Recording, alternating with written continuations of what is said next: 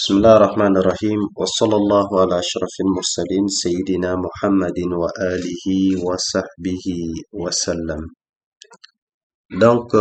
Nous rendons grâce à Allah, le Tout-Puissant, le Tout-Miséricordieux.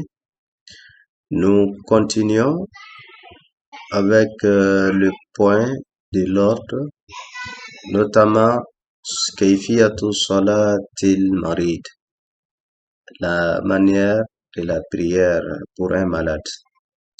La maladie, c'est une épreuve de la vie. Allah subhanahu wa ta'ala, il éprouve ses serviteurs par des innombrables choses. Parmi les épreuves, la maladie en fait partie.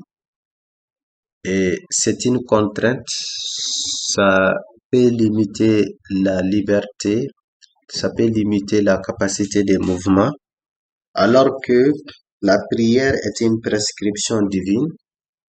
La prière est une prescription pour des heures fixes aussi.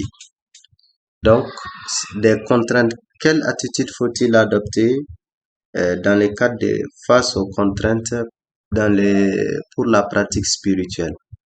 Donc, les juristes consultent, ils ont réfléchi à partir des versets du Coran et les hadiths du prophète pour établir quelques règles de conduite pour le malade.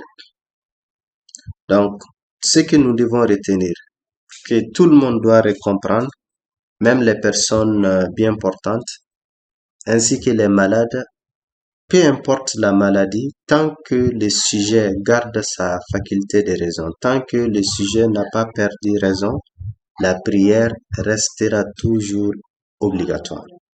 La prière, la maladie ne fera pas dispenser quelqu'un de l'obligation de la prière. Donc, peu importe la maladie, la prière restera toujours une obligation. Ça, c'est extrêmement important. Le malade, il va s'arranger en fonction de son état. Soit il prie en tenant debout, ou s'il peut pas, son état ne lui permet pas, il peut s'appuyer sur quelque chose, ou il peut s'asseoir sur un support. Donc, il peut s'appuyer, il peut se faire aider par des supports, ça peut être des bâtons, ça peut être une chaise pour prier. Donc, ça, c'est extrêmement important.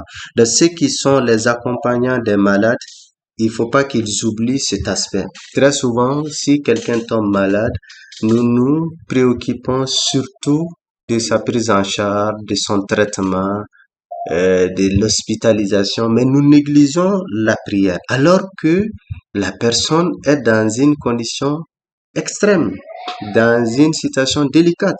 À tout moment, la personne peut rendre l'âme. C'est vrai que la maladie et l'âme ne sont pas liées.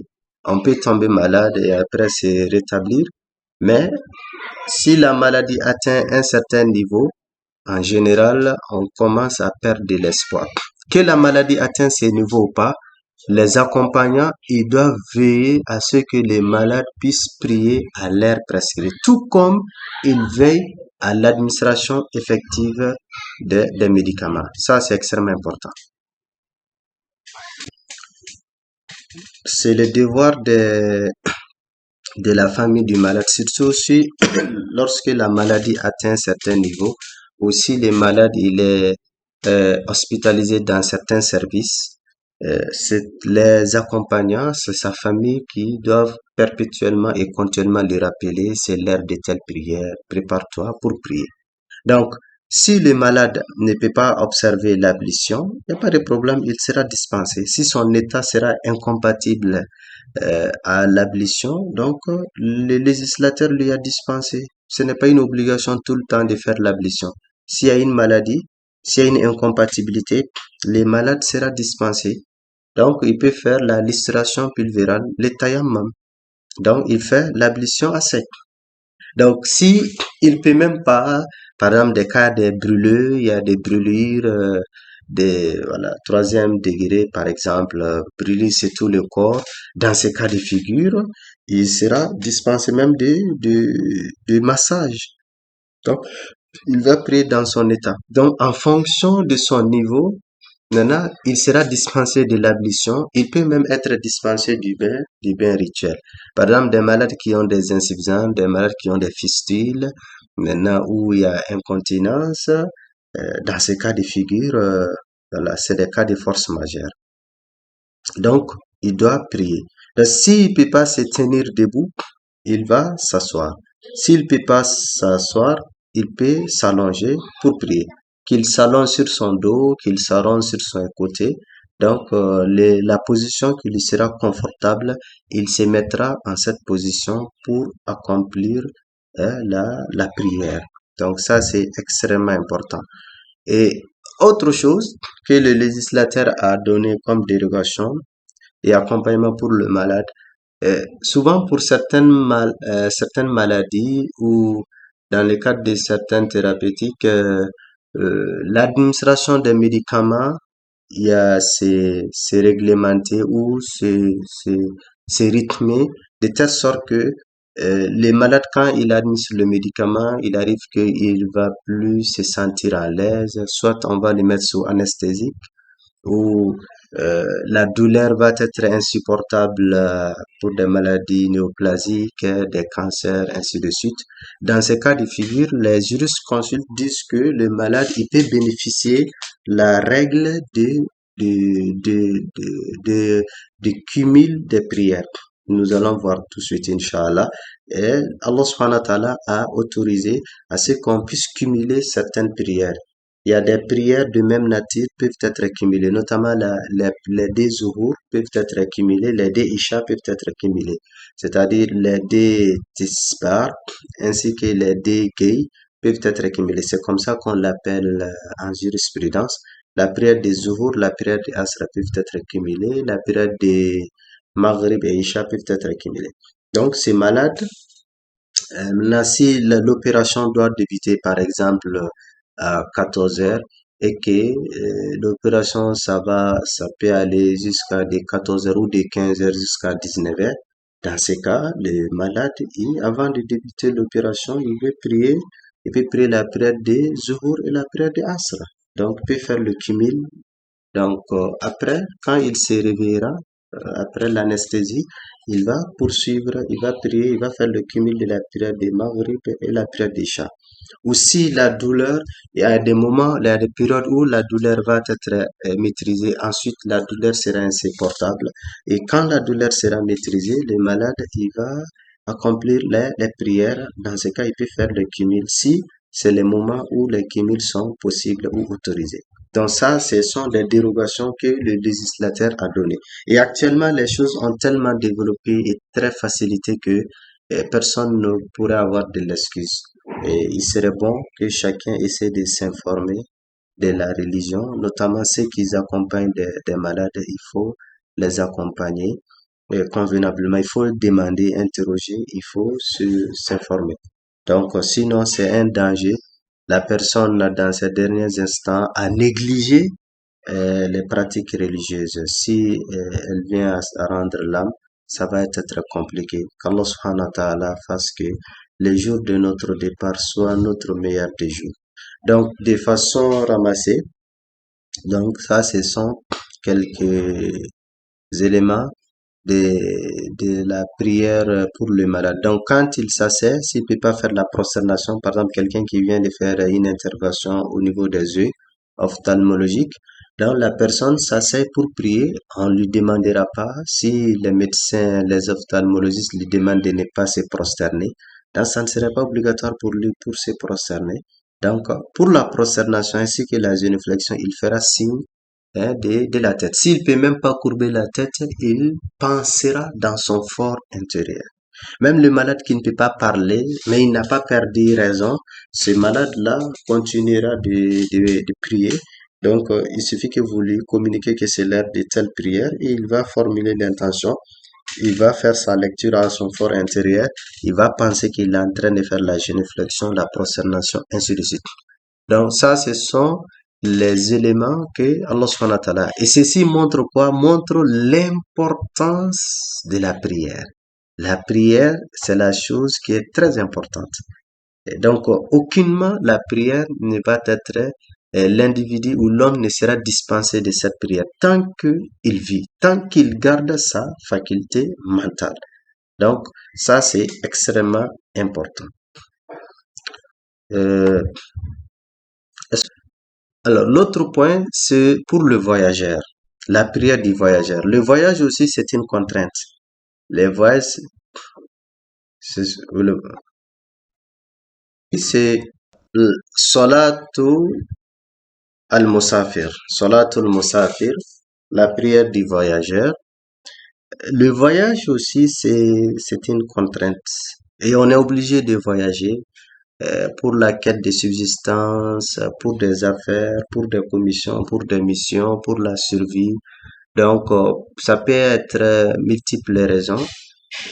La vie, dans la vie, le voyage, c'est indispensable. Et Allah même nous a recommandé de parcourir la terre. Afalam yasiru fil ard. N'ont-ils pas parcouru la terre? Ou parcourir la terre. Donc, c'est une injonction divine. De fait de sortir pour des excursions, des colonies, des visites, tout ceci, ça fait partie des adorations. Donc, et lorsque l'on voyage, est-ce que on va négliger la prière? Notamment pendant le trajet, pendant le voyage, lorsque nous sommes au trajet, comment on doit faire accomplir la prière. Et une fois arrivé à sa destination, avant le retour au bercail, comment nous devons nous comporter. Et les juristes consultent, après avoir analysé les versets du Coran et les hadiths du prophète sallallahu alayhi wa sallam, ils nous ont aidés aussi à comprendre dans ce sens. Allah dit dans le Coran, notamment dans la sourate An-Nisa, وَإِذَا ضَرَبْتُمْ فِي الْأَرْضِ فَلَيْسَ عَلَيْكُمْ جُنَاحٌ أَن تَقْصُرُوا مِنَ الصَّلَاةِ إِنْ خِفْتُمْ أَن يَفْتِنَكُمُ الَّذِينَ كَفَرُوا إِنَّ الْكَافِرِينَ كَانُوا لَكُمْ عَدُوًّا مُبِينًا. Allah dit, et quand vous parcourez la terre, ce n'est pas un péché pour vous de raccourcir la salat si vous craignez que les mécréants ne vous mettent à l'épreuve, car il demeure pour vous un ennemi déclaré. Ce verset a une cause de révélation. La circonstance, c'était quoi?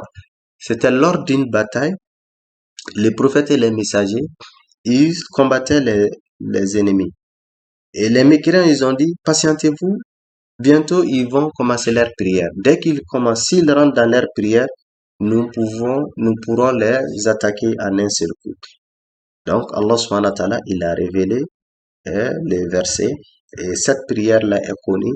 La prière pendant la guerre, il y a une façon de faire la prière que les militaires et les combattants, la posture qu'ils doivent adapter. Allah subhanahu wa ta'ala, il a donné les détails. Donc, la règle de base, c'est quoi?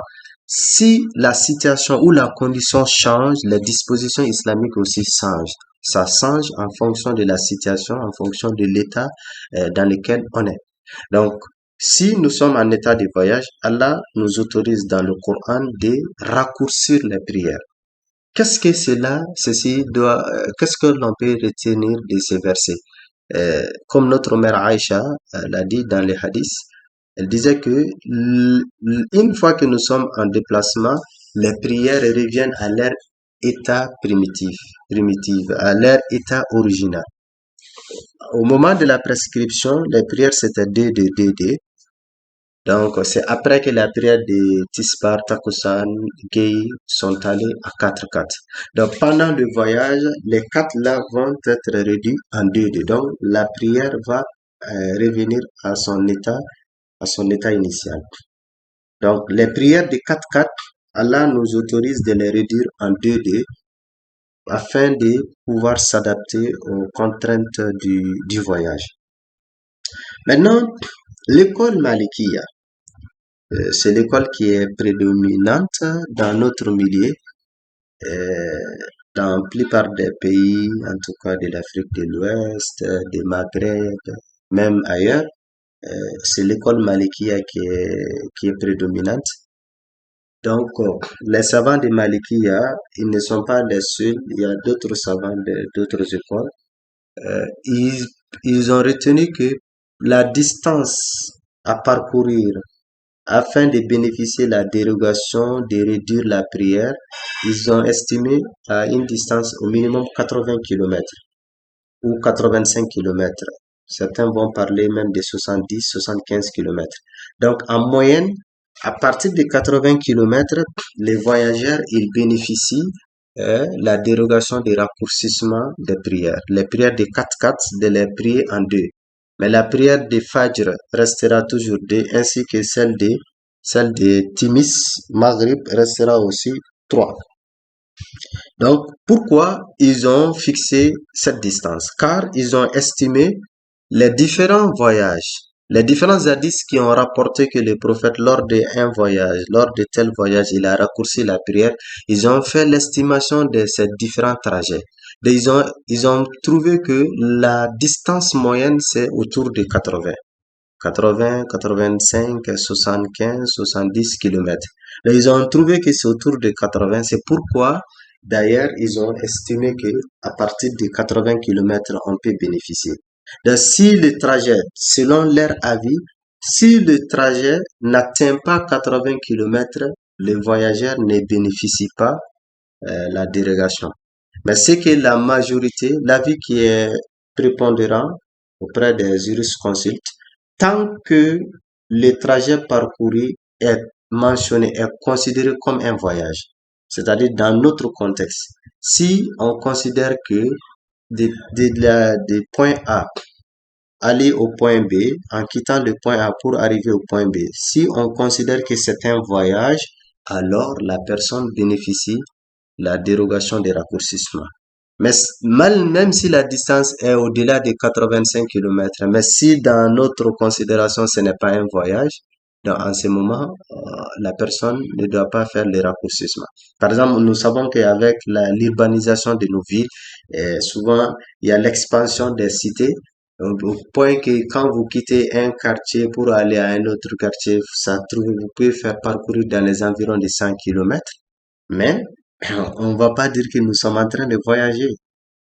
Dans la considération générale, ce n'est pas un voyage. Donc, si ce n'est pas un voyage, donc on ne peut pas considérer. Par exemple, quelqu'un qui quitte Wakam pour se rendre à Djamniadjou ou à Rifisque, si vous partez derrière la personne chez Wakam, on dit que oui, est là, on va pas dire qu'il a voyagé pour aller à Djamniadjou, on va dire qu'il est allé à Djamniadjou. Alors que lorsque la personne se rend à Kolda, on dira qu'il a voyagé pour se rendre à Kolda. Un exemple. Donc, si on dit que la personne est allée en voyage, dans la considération, ce qui veut dire que c'est un voyage. Donc, un voyage est égal à un voyage. Mais si on ne considère pas que le trajet est un voyage, alors ça ne va pas prendre, ça ne bénéficiera pas de la dérogation. C'est ce que les savants, la majorité des savants ont retenu. Pourquoi? Car tout simplement, le prophète n'a pas mentionné une distance quelconque. Allah subhanahu wa ta'ala aussi n'a pas mentionné une distance quelconque. Mais la distance retenue, 85 kilomètres, n'est pas une erreur aussi. Hein. Ça, c'est surtout d'après l'école Malikiya. Donc, par rapport à logique et l'école Malikiya, comme c'est cette école qui est prédominante dans notre milieu, quand vous parcourez un trajet de 85 kilomètres, alors vous bénéficiez des raccourcissements. Pendant le trajet, vous pouvez raccourcir la prière de 4 en 2 et vous pouvez, comment dire que ça c'est la première dérogation que vous bénéficiez. La deuxième dérogation que vous bénéficiez, c'est ce qu'on appelle al-jamu. Le premier, on appelle ça al-qasru, les raccourcissements. Vous raccourcissez les prières. Donc, les prières des 4 vont être raccourcies en 2. La prière de Asr, la prière de Zuhur, la prière de Isha, Tisbar, Takusan, Gay vont être raccourcies en 2 de 2. Mais en ce qui concerne Timis et Fajr, resteront 2. Et 3, il n'y aura pas de changement.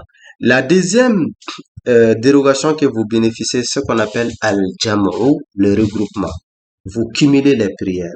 Vous aurez la possibilité de regrouper les prières. Là aussi, c'est la prière des Zuhur et Asr qui pourront être regroupées.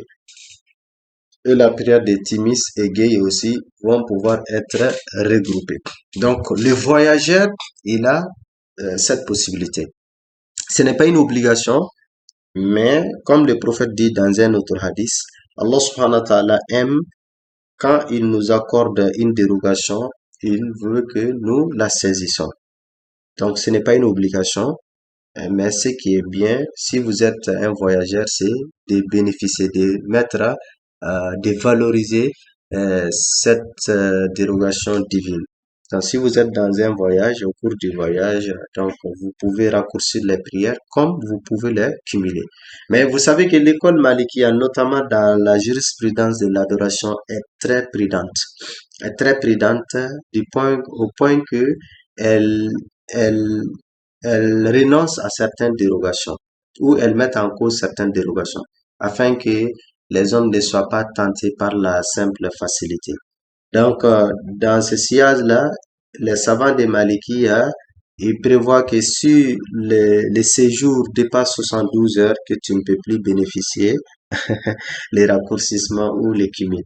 C'est comme ça qu'ils estiment. Ils disent que quand tu te rends dans un trajet, au-delà des 72 heures, tu n'es plus considéré comme un voyageur, tu deviendras un résident. Bon, toujours ça, c'est des efforts. C'est des efforts. Ce n'est pas mauvais. C'est des efforts. Cet avis repose sur un effort de savant malikia.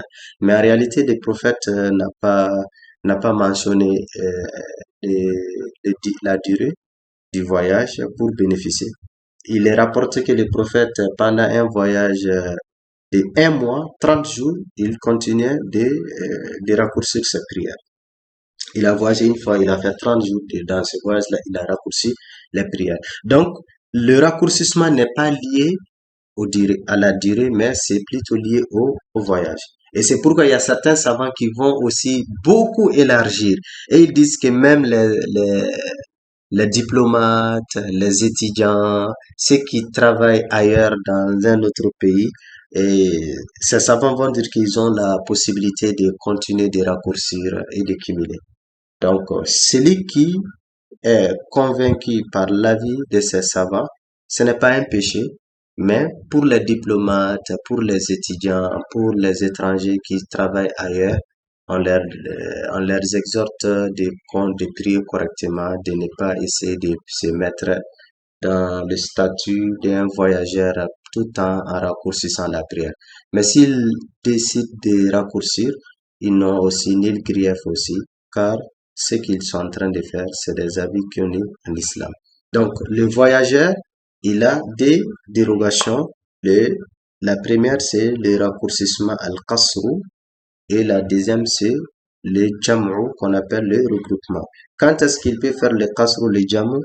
Si son trajet atteint 85 ou 80 kilomètres. Maintenant, le voyageur, il peut faire quelque chose dans le cadre du regroupement, ce qu'on appelle jamu taqdim ou jamu ta'khir. C'est-à-dire, il peut cumuler en amont, cumuler les prières en amont ou faire le regroupement en aval. C'est-à-dire, lorsque l'heure de Tisbar arrive, il peut prier Tisbar et Takusan dans l'heure de Tisbar. Cela est permis. Ce qu'on appelle Jamu Taqdim. Ça, c'est le cumul en amont. S'il veut aussi, l'heure de Tisbar est arrivée, il ne prie pas. Il attend jusqu'à ce que l'heure de Asr arrive. Quand l'heure de Asr arrivera, il priera le Zuhur et le Asr. On appelle ça Jamu Taqir, le cumul ou le regroupement en aval. Tout ce deux est possible. Donc souvent, cette flexibilité de la jurisprudence, aujourd'hui, nous voyons beaucoup l'intérêt. Par exemple, quelqu'un qui doit prendre des vols d'un pays à un pays, surtout si c'est des différents continents, il arrive qu'il y a des écarts horaires de 2 heures, 3 heures. Souvent, l'écart, ça peut aller jusqu'à 8 heures de temps. Et imaginez, si vous devrez quitter un continent, se rendre à un autre continent, les fuseaux horaires, il y a un écart de fuseaux horaires de 8 heures. Donc, cette disposition de la jurisprudence, ça va beaucoup vous aider. Donc, il suffit de regarder l'heure de départ, l'heure, quand est-ce que l'avion, le vol va décoller et l'heure d'atterrissage. Donc, vous pourriez vous organiser. Donc, mais dire que je vais abandonner la prière là parce que je suis voyageur. Non, non, non, tu n'abandonnes pas. Hein. Tu continueras de prier car le législateur t'a déjà accordé des dispositions que tu pourras utiliser durant tous les trajets de voyage et qui te sera beaucoup profitable. Donc, souvent, il y a certains qui crient surtout ceux qui font des transports terrestres. Donc, ils crient, il y a des querelles entre eux et les convoyeurs et les chauffeurs. Arrêtez, on va prier. Chaque prière, ils demandent de s'arrêter. Non, parce que ces gens-là n'ont pas bien compris la religion. Donc, tu n'es pas obligé toutes les prières de demander l'arrêt du moins du transport du car. Donc, il faut faire le cumul, soit avant de quitter la gare, si votre départ est prévu à 15 heures, à 14 heures déjà, tu peux prier les jours et les asr en même temps. Voilà, vous continuez votre chemin. Dans l'heure de Timis arrive, tu n'es pas obligé de demander l'arrêt, vous continuez.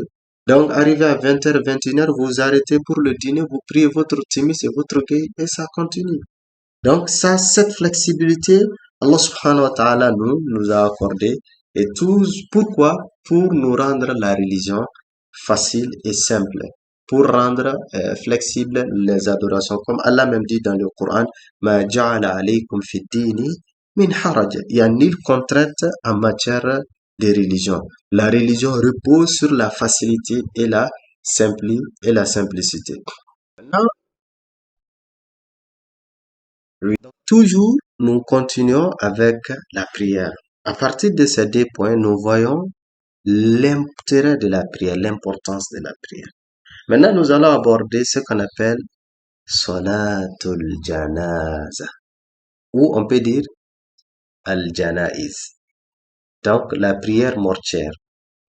Alors, la prière mortuaire, c'est un point de ce qu'on appelle des Al-Janaiz, des funérailles.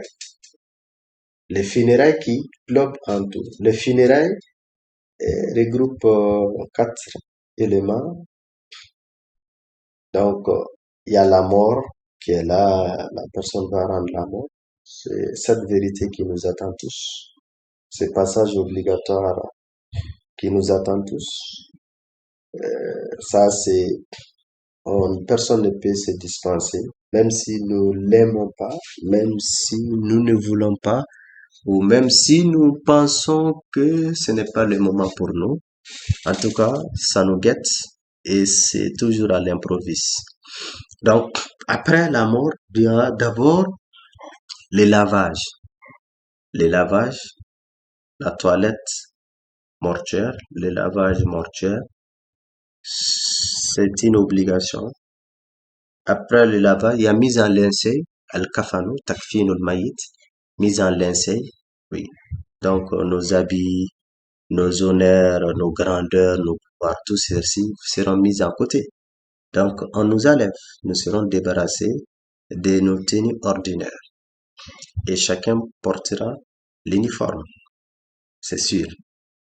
Et après mise en linceul, il y a ce qu'on appelle as-salat, salatul mayit, ou salatul janaza. Donc, la prière mortuaire. Et le quatrième élément, c'est ce qu'on appelle at-tadfin, ou al-qabr, ou ad-dafnul mayit.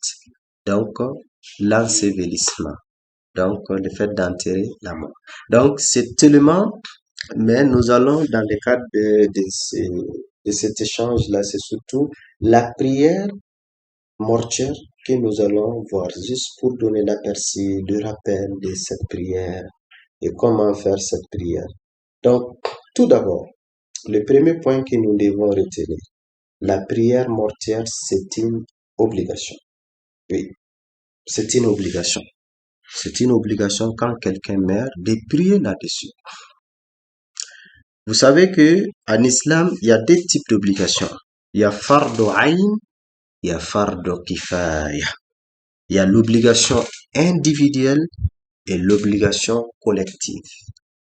L'obligation individuelle et obligation collective. Obligation individuelle, la prière de Fajr, la prière de Asr, la prière de Takusan. Chacun doit s'acquitter de ses prières, le jeûne de Ramadan, ainsi de suite. Ça, c'est ce qu'on appelle, ça, c'est un exemple d'obligation individuelle. Mais à côté, il y a des obligations collectives. Ça veut dire, lorsque dans la communauté, quelques individus s'acquittent de cette obligation, les autres sont dispensés de l'obligation. Si quelques personnes accomplissent cette obligation, les autres sont épargnés. C'est-à-dire épargnés, ils sont dispensés, ils ne seront pas considérés comme des pécheurs. Et parmi ces obligations, il y a le lavage mortuaire. Si dans une ville, un musulman meurt, c'est une obligation que nous les lavons. Une fois qu'un groupe de personnes, 2 ou 3 personnes, assure le lavage, les autres, tous les citoyens sont dispensés de l'obligation. De même que la prière mortuaire. Donc, la prière mortuaire, c'est une obligation, mais collective. Donc, si des groupes de personnes le fassent, les autres sont épargnés, sont dispensés de l'obligation. Ça, c'est le premier point à retenir. Le deuxième point, quel est le mérite de cette prière? Le mérite, d'abord, pour ceux qui accomplissent la prière, ceux qui prient, les vivants, et ils auront grande récompense. Le prophète dit, celui qui prie sur un musulman, Dieu lui donne qirat. Sa récompense, il aura l'équivalent du mont de Uhud. Les al-Hajj, ceux qui ont fait le Hajj et la Umrah, vous avez visité le mont al-Uhud, vous avez été visiter Hamza, le martyr Hamza et ses compagnons. Dans le mont Uhud, l'équivalent du mont Uhud, Allah subhanahu wa ta'ala lui donne ça en récompense quand vous priez sur un mort. Donc vous voyez ça, c'est quel mérite. Le fait d'un acte qui vous demande même pas 10 minutes, au maximum 10 minutes, 5 minutes à 10 minutes, vous aurez l'équivalent d'une montagne de Uhud en récompense. Ça, c'est celui qui prie. Et évidemment, si vous priez sur un musulman, quand vous mourrez, Dieu aussi fera que les autres prieront sur toi. Donc ça, c'est celui qui accomplit la prière. Et le défunt, il en a beaucoup besoin. D'abord, c'est pour réaffirmer sa servitude, réaffirmer son appartenance, réaffirmer son attachement à la valeur spirituelle musulmane. On nous accueille dans ce monde par quoi? Par l'appel à la prière, à l'azan dans nos oreilles. À la naissance seulement, le nouveau-né est accueilli par azan. Et on nous donne au revoir de ce monde en quittant ce monde-là, on fait quoi? La prière. Ça veut dire la prière, elle est capitale dans la vie de l'homme. Mais en plus de cela, la prière mortuaire, c'est une invocation, c'est une supplication, c'est une demande de faveur d'Allah, demande du pardon d'Allah pour le défunt. C'est comme nous intercédons auprès d'Allah pour le défunt. Nous demandons au Dieu, pardonne-le. Oh Dieu, accueille-le convenablement, comme nous allons voir à travers les invocations qui doivent être récitées. Donc, le prophète messager de Dieu sallallahu alayhi wa sallam dit, si un musulman meurt et que des groupes de 40 personnes prient sur lui, qui n'associent pas Allah subhanahu wa ta'ala, Dieu accepte leur prière. Cette personne, c'est-à-dire ces mourants, sera épargné de l'enfer. Dans une autre version, il dit, si le groupe qui accomplit la prière mortuaire, il forme 3 rangées prises sur un mort, ce mort-là sera épargné. Leur prière sera exaucée. Donc, vous voyez, il est important d'augmenter le nombre de ceux qui participent à la prière mortuaire. Les hommes, les femmes, tout le monde doit prier. Ce n'est pas que l'affaire des hommes. Dans certaines cultures et traditions, on pense que les femmes ne doivent pas prendre part. Bon, ça, c'est la valorisation de leur tradition. Sinon, le principe islamique, les hommes et les femmes doivent tous prier sur le mort. Donc, non seulement on doit augmenter le nombre, l'effectif des priants, mais aussi, dans la mesure du possible, au moins c'est obtenir 3 rangées. Au minimum, faut s'organiser pour faire 3 rangées. Parce que c'est ce qui garantira le salut du mourant. Donc, c'est une obligation. Le prophète priait sur ses compagnons. Il a prié sur ses compagnons. Il a ordonné aussi à ce qu'on puisse prier sur d'autres compagnons, notamment au début de l'islam, de la période mécoise. Toutes les personnes qui étaient endettées, les prophètes se réservaient de diriger la prière mortuaire sur eux. Jusqu'à ce que Allah subhanahu wa ta'ala dit Nabiyu awla bil mu'minin. Allah subhanahu wa ta'ala a chargé les prophètes d'assumer les devoirs des musulmans. Les prophètes, si quelqu'un est endetté, lui-même, il prenait en charge sa dette. Car le prophète dit, quand tu es endetté et que tu meurs, tu ne bénéficieras pas ton paradis tant que la dette ne soit payée. Donc ça, c'est un autre point. Peut-être si à la fin, nous allons revenir sur ce point, la question du testament. Donc, le mourant, il a des avantages. Et la prière mortuaire, c'est une demande de faveur, c'est une intercession d'Allah pour le défunt. Et cette prière mortuaire, c'est la sunna du prophète. Allah subhanahu wa ta'ala nous a ordonné, les prophètes aussi l'a accompli. C'est vrai, il y a certains morts sur qui on ne doit pas prier, et il y a d'autres morts aussi sur qui on prie. Donc, nous n'allons pas trop rentrer dans ce détail.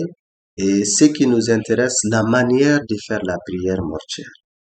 Comment on doit faire cette prière. Donc, troisième point à retenir que la prière mortuaire, c'est une prière qui est sans génuflexion, sans prosternation.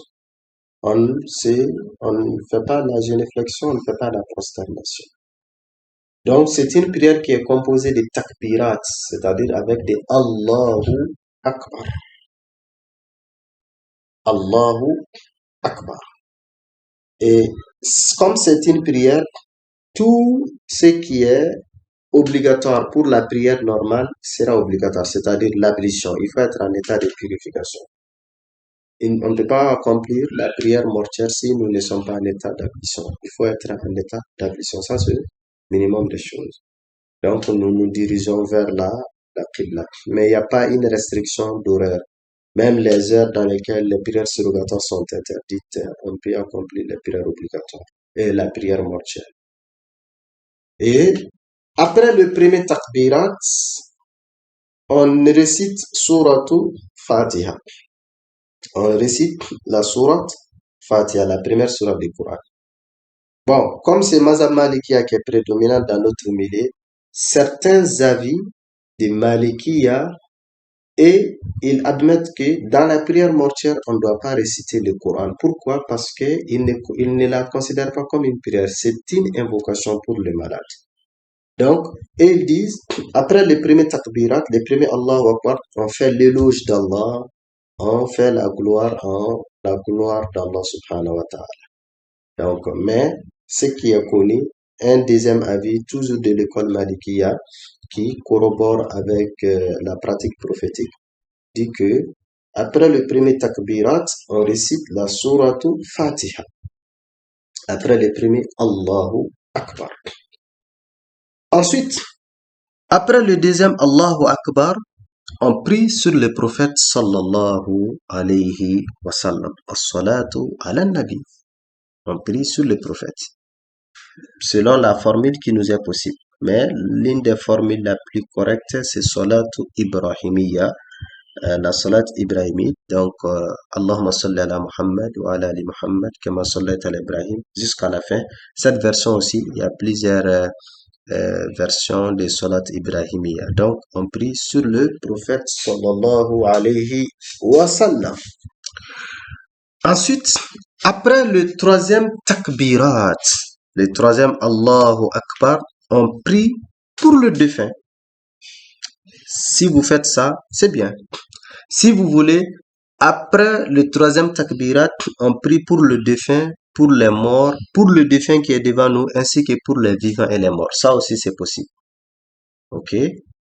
Donc, maintenant, ce qui est fréquemment adopté dans notre milieu, après le troisième takbirat, on prie pour le défunt.